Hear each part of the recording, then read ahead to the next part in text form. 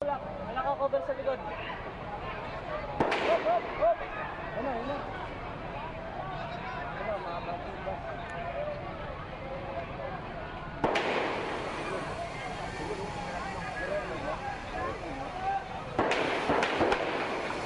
Ito lang. Okay, okay.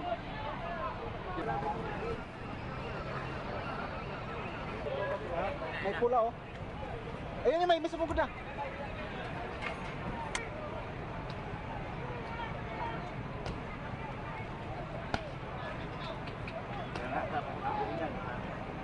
Tergas mo yan.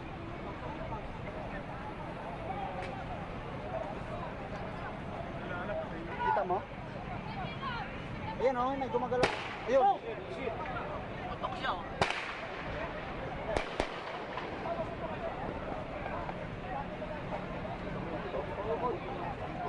Dari tayo dito sa kaputukan. Ayun oh, nasa harap pa na siya oh. Sa harap pa. Diba? Diba? Okay. Nice studio. Sige, after. After na lang. Pare, huwag kang ano.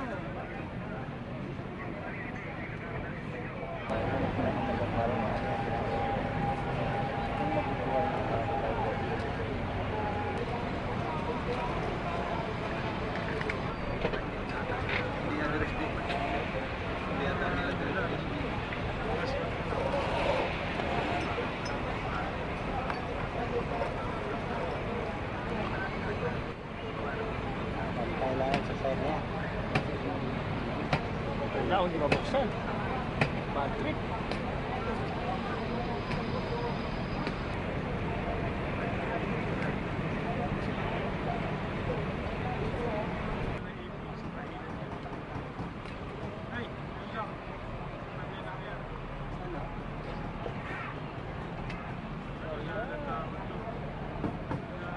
Paano yung nakagapa yun?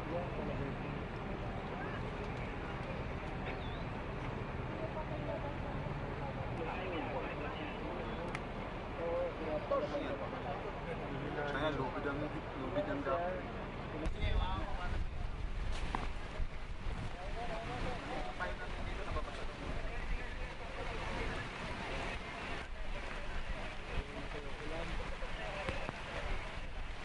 Kahit saan tayo. Oo, nakayari. Paano yung palabasan?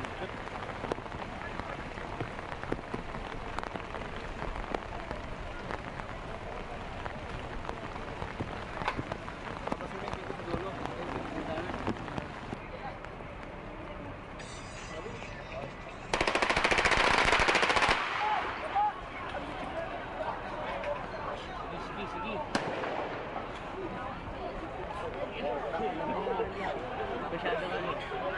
Jenny! Teka lang. Patay na?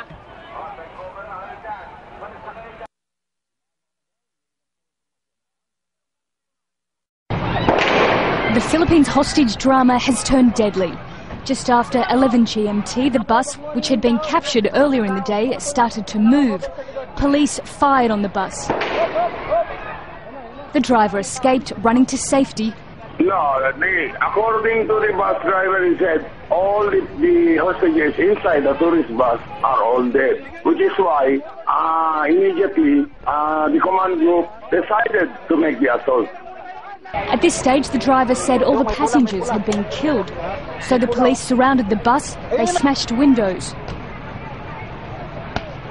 And within an hour, they were ready to enter. They moved a vehicle close to the bus to get high enough. At one point, the gunmen appeared to fire at the officers, and they briefly retreated. A dead body was seen hanging from the bus. And then, after an ordeal that had dragged on for hours, police boarded and were finally able to help those passengers who were still alive. At least 6 were able to walk off the bus. Earlier in the day, former policeman Rolando Mendoza had taken passengers hostage, demanding his old job back. He'd been accused of drug-related crime and extortion. Throughout the day, negotiators repeatedly tried talking to him, urging him to let people go. Here he released one man. A family was also set free. He is not in the state of his mind. It's not the same Captain Mendoza before. He is not in his mind.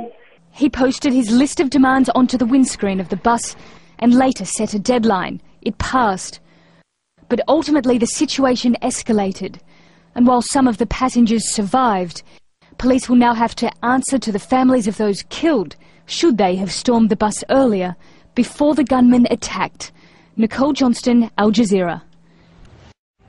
A negotiator delivers food to the bus where more than 20 passengers are being held hostage. The gunman, former policeman Rolando Mendoza, opens the door to speak to the negotiators, and one of them actually enters. The situation seems to be improving. A hostage is released, walking back to freedom. And those on board can be seen occasionally peeking through the curtain, hoping the crisis can be resolved. The gunman had posted his list of demands onto the windscreen of the bus. He wanted his old job back. Mendoza had been accused of drug-related crime and extortion.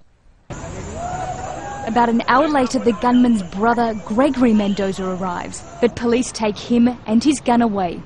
He later spoke with Al Jazeera. He is not in the state of his mind. It's not the same Captain Mendoza before. He is not in his mind. As the daylight starts to fade and it rains, progress seems to have stalled. Until just after 7 p.m. in Manila, the bus starts to move. Police fire at it. The bus driver manages to escape. At this stage, he says all the passengers have been killed. So the police move in and surround the bus, smashing windows. All the hostages inside the tourist bus are all dead, which is why immediately the command group decided to make the assault. An hour later, the police are ready to make their move.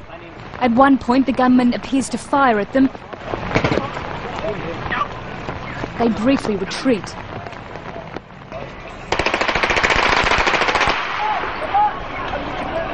The first dead body appears, and then, after an ordeal which had dragged on all day and into the night, police are finally able to get inside and help passengers. At least 7 people were killed. It's believed the gunman was among them. For the people who've survived, it's been a long and horrifying day, and for the police too. It is the day one of their own turned on them, and the public, perhaps in frustration or anger. He lashed out against those he once served to protect. Nicole Johnston, Al Jazeera. Down this dimly lit corridor lies the home of the best policeman in Manila, or at least that's what the sign proclaims. It was also the former division of the gunman that killed 8 Hong Kong tourists. Senior Inspector Ramon de la Cruz worked with Rolando Mendoza for 23 years. He never thought he had the potential to kill. I never saw any signs of Captain Mendoza going through the psychological problems like we saw on Monday. When we worked together, he was a family man. He concentrated so much on his family. As forensic police examined the bus where Mendoza held the tourists hostage, the attention turned to the police themselves. The police have been coming under increasing criticism since the hostage crisis came to an end, and the fact emerged that 8 tourists had been killed inside the bus. Even Manila's police commander admitted that mistakes were made. Despite seemingly having several opportunities to shoot the gunman, it took them 12 hours to bring the situation to an end. Mendoza wanted his job back after he was sacked for a variety of charges. After gunfire was heard coming from inside the bus, officers began their assault. They clumsily smashed windows and made several attempts to open an emergency door. Eventually, they made it in.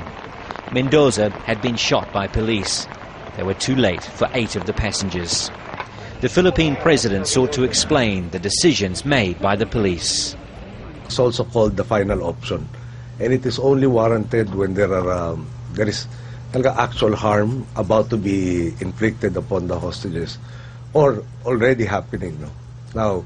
Now, how can I be satisfied when there are people who died? No? But as you know, even in Russia, with their resources, their sophistication, when they had that theater hostage-taking situation, the casualties were even more severe.